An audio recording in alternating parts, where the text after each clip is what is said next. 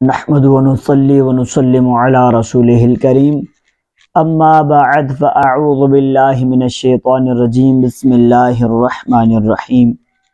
ناظرین، آج ہم سورہ البقرہ کی آیت نمبر 11 سے تفسیر شروع کریں گے۔ سورہ بقرہ آیت نمبر 11۔ وَإِذَا قِيلَ لَهُمْ لَا تُفْسِدُوا فِي الْأَرْضِ قَالُوا إِنَّمَا نَحْنُ مُصْلِحُونَ أَلَا إِنَّهُمْ هُمُ الْمُفْسِدُونَ وَلَكِنْ لَا يَشْعُرُونَ۔ ترجمہ: اور جب ان سے کہا جائے کہ زمین میں فساد نہ کرو تو کہتے ہیں ہم تو صرف اصلاح کرنے والے ہیں۔ سن لو، بے شک یہی لوگ فساد پھیلانے والے ہیں مگر انہیں اس کا شعور نہیں۔ لا تفسدوا فی الارض، زمین میں فساد نہ پھیلاؤ۔ اس آیت اور اس کے بعد والی آیت میں ارشاد فرمایا کہ جب ایمان والوں کی طرف سے ان منافقوں کو کہا جائے کہ باطن میں کفر رکھ کر اور صحیح ایمان لانے میں پس و پیش کر کے زمین میں فساد نہ کرو، تو وہ کہتے ہیں کہ تم ہمیں اس طرح نہ کہو کیونکہ ہمارا مقصد تو صرف اصلاح کرنا ہے۔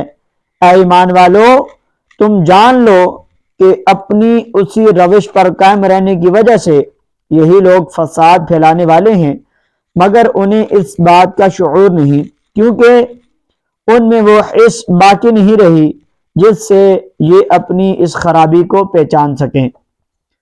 منافقوں کے طرز عمل سے یہ بھی واضح ہوا کہ عام فسادیوں سے بڑے فسادی وہ ہیں جو فساد پھیلائیں اور اسے اصلاح کا نام دیں۔ ہمارے معاشرے میں ایسے لوگوں کی کمی نہیں جو اصلاح کے نام پر فساد پھیلاتے ہیں اور بدترین کاموں کو اچھے ناموں سے تعبیر کرتے ہیں۔ آزادی کے نام پر بے حیائی، فن کے نام پر حرام افعال، انسانیت کے نام پر اسلام کو مٹانا اور تہذیب و تمدن کا نام لے کر اسلام پر اعتراض کرنا، توحید کا نام لے کر شان رسالت کا انکار کرنا، قرآن کا نام لے کر حدیث کا انکار کرنا وغیرہ سب فساد کی صورتیں ہیں۔ اب آیت نمبر 13۔ وَإِذَا قِيلَ لَهُمْ آمِنُوا كَمَا آمَنَ النَّاسُ قَالُوا أَنُؤْمِنُ كَمَا آمَنَ السُّفَهَاءُ أَلَا إِنَّهُمْ هُمُ السُّفَهَاءُ وَلَكِنْ لَا يَعْلَمُونَ۔ ترجمہ کنز العرفان۔ اور جب ان سے کہا جائے کہ تم اسی طرح ایمان لاؤ جیسے اور لوگ ایمان لائے تو کہتے ہیں کیا ہم بے وقوفوں کی طرح ایمان لائیں؟ سن لو، یہی لوگ بے وقوف ہیں مگر یہ جانتے نہیں۔ کما آمن الناس، جیسے اور لوگ ایمان لائے۔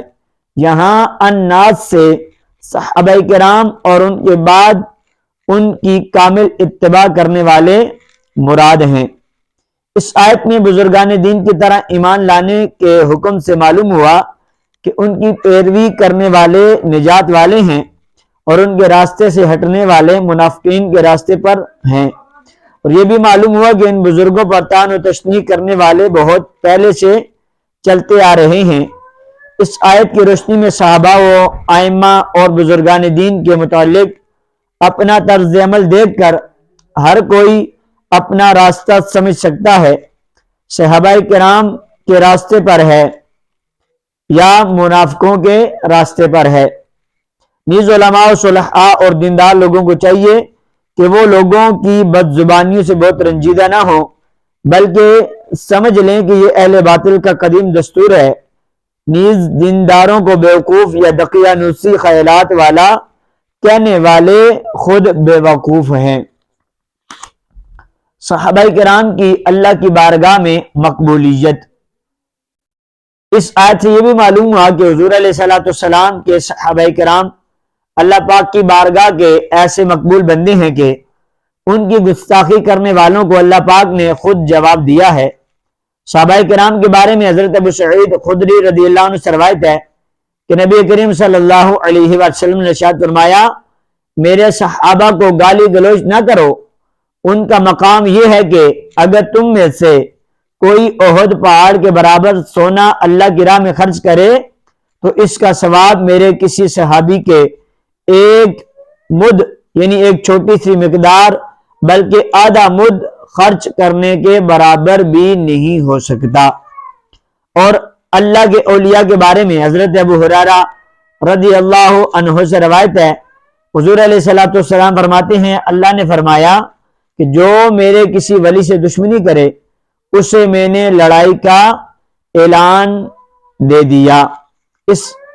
ان لوگوں کو نصیحت حاصل کرنی چاہیے جو صحابہ کرام کی بے ادبی اور گستاخی کرتے ہیں اور اولیاء کرام کے بارے میں غلط عقائد و نظریات رکھتے ہیں۔ اب آیت نمبر 14، وَإِذَا لَقُوا الَّذِينَ آمَنُوا قَالُوا آمَنَّا وَإِذَا خَلَوْا إِلَىٰ شَيَاطِينِهِمْ قَالُوا إِنَّا مَعَكُمْ إِنَّمَا نَحْنُ مُسْتَهْزِئُونَ۔ ترجمہ کنز العرفان۔ اور جب یہ ایمان والوں سے ملتے ہیں تو کہتے ہیں ہم ایمان لا چکے ہیں، اور جب اپنے شیطانوں کے پاس تنہائی میں جاتے ہیں تو کہتے ہیں کہ ہم تمہارے ساتھ ہیں، ہم تو صرف ہنسی مذاق کرتے ہیں۔ وَإِذَا لَقُوا الَّذِينَ آمَنُوا، اور جب یہ ایمان والوں سے ملتے ہیں، منافقین کا مسلمانوں کو بیوقوف کہنا اور کفار سے اظہار یکجہتی کرنا اپنی نجی محفلوں میں تھا، جبکہ مسلمانوں سے وہ یہی کہتے تھے کہ ہم مخلص مومن ہیں۔ اسی طرح آج کل کے گمراہ لوگ مسلمانوں سے اپنے فاسد خیالات کو چھپاتے ہیں، مگر اللہ پاک ان کی کتابوں اور تحریروں سے ان کے راز فاش کر دیتا ہے۔ یاد رہے کہ اس آیت سے مسلمانوں کو خبردار کیا جا رہا ہے کہ وہ بے دینوں کے فریب کاریوں سے ہوشیار رہیں اور ان کی چکنی چپڑی باتوں سے دھوکہ نہ کھائیں۔ ایک اور مقام پر اللہ پاک ارشاد فرماتا ہے، ترجمہ کنز العرفان، سورہ آل عمران آیت نمبر 118 سے 120 ہے کہ اے ایمان والوں، غیروں کو رازدار نہ بناؤ، وہ تمہاری برائی میں کمی نہیں کریں گے، وہ تو چاہتے ہیں تم مشقت میں پڑ جاؤ، بے شک ان کا بغض تو ان کے منہ سے ظاہر ہو چکا ہے، اور جو ان کے دلوں میں چھپا ہوا ہے وہ اس سے بھی بڑھ کر ہے۔ بے شک ہم نے تمہارے لیے کھول کر آیتیں بیان کر دیں، اگر تم عقل رکھتے ہو۔ خبردار یہ تم ہی ہو جو انہیں چاہتے ہو اور وہ تمہیں پسند نہیں کرتے، حالانکہ تم تمام کتابوں پر ایمان رکھتے ہو۔ اور جب وہ تم سے ملتے ہیں تو کہتے ہیں ہم ایمان لا چکے، اور جب تنہائی میں ہوتے ہیں تو غصے کے مارے تم پر انگلیاں چباتے ہیں۔ اے حبیب تم فرما دو اپنے غصے میں مر جاؤ، بے شک اللہ دلوں کی بات کو خوب جانتا ہے۔ اگر تمہیں کوئی بڑائی پہنچے تو انہیں برا لگتا ہے، اور اگر تمہیں کوئی برائی پہنچے تو اس پر وہ خوش ہوتے ہیں، اور اگر تم صبر کرو اور تقوی اختیار کرو تو ان کا مکر و فریب تمہارا کچھ نہیں بگاڑ سکے گا۔ بے شک اللہ ان کے تمام کاموں کو گھیرے میں لیے ہوئے ہے۔ میرے آقا کریم صلی اللہ علیہ وسلم نے ارشاد فرمایا ان سے دور رہو اور انہیں اپنے سے دور کرو، کہیں وہ تمہیں گمراہ نہ کر دیں، کہیں وہ تمہیں فتنے میں نہ ڈال دیں۔ اعلیٰ حضرت امام احمد رضا خان رحمۃ اللہ تعالی فرماتے ہیں کہ مسلمانوں کا ایمان ہے کہ اللہ اور رسول سے زیادہ کوئی ہماری بھلائی چاہنے والا نہیں، اور اللہ اور رسول جس بات کی طرف بلائیں یقیناً ہمارے دونوں جہان کا اس میں بھلا ہے، اور جس بات سے منع فرمائیں بلا شبہ سراسر ضرر و بلا ہے۔ مسلمان صورت میں ظاہر ہو کر جو ان کے حکم کے خلاف کی طرف بلائے، یقین جان لو یہ ڈاکو ہے، اس کی تعویلوں پر ہرگز کان نہ رکھو۔ رازدان جو جماعت سے باہر نکال کر کسی کو لے جانا چاہتا ہے ضرور چکنی چکنی باتیں کرے گا، اور جب یہ دھوکے میں آیا اور ساتھ ہو لیا تو گردن مارے گا، مال لوٹے گا۔ شامت اس بکری کی کہ اپنے راعی یعنی چرانے والے کا ارشاد نہ سنے، اور بھیڑیا جو کسی بھیڑ کی اون پہن کر آیا اس کے ساتھ ہو لے۔ ارے حضور علیہ السلام تمہیں منع فرماتے ہیں، وہ تمہاری جان سے بڑھ کر تمہارے خیر خواہ ہیں۔ حریص علیکم تمہارا مشقت میں پڑنا ان کے قلب اقدس پر گراں ہے۔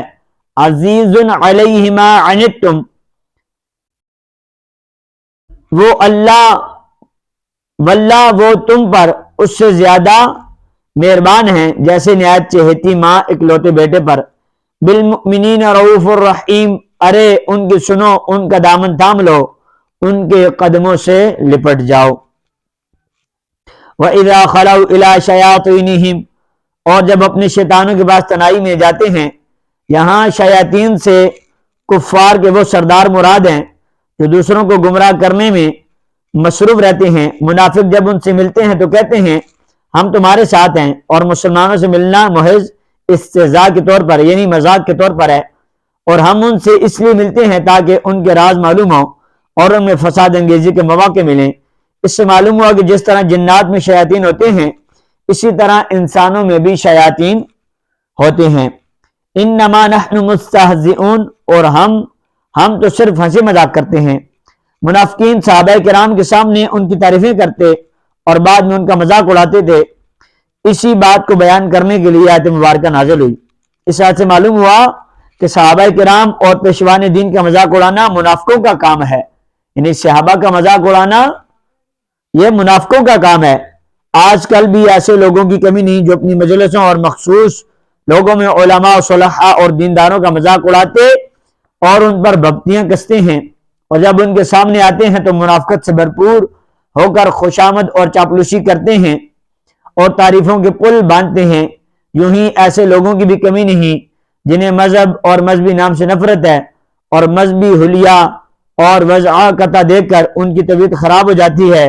اللہ پاک ان لوگوں کو ہدایت عطا فرمائے۔ یاد رہے کہ انبیاء کرام علیہ الصلوۃ والسلام اور دین کا مذاق اڑانا کفر ہے، یوں ہی صحابہ کرام کی بیعت بھی گمراہی ہے۔ اسی طرح علم کی وجہ سے علماء دین کا مذاق اڑانا کفر ہے ورنہ حرام ہے۔ اللہ کریم کی بارگاہ میں دعا کرتا ہوں اللہ پاک مجھے اور آپ کو سمجھنے کی عمل کرنے کی توفیق عطا فرمائے۔